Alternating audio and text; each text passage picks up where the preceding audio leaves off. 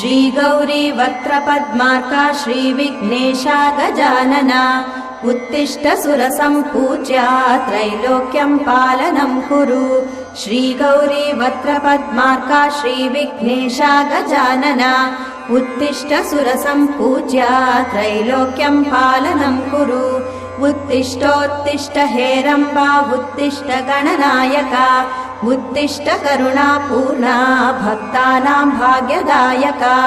उत्तिष्ठोत्तिष्ठ हेरम्बा उत्तिष्ठ गणनायका उत्तिष्ठ करुणापूर्णा भक्तानां भाग्यदायका।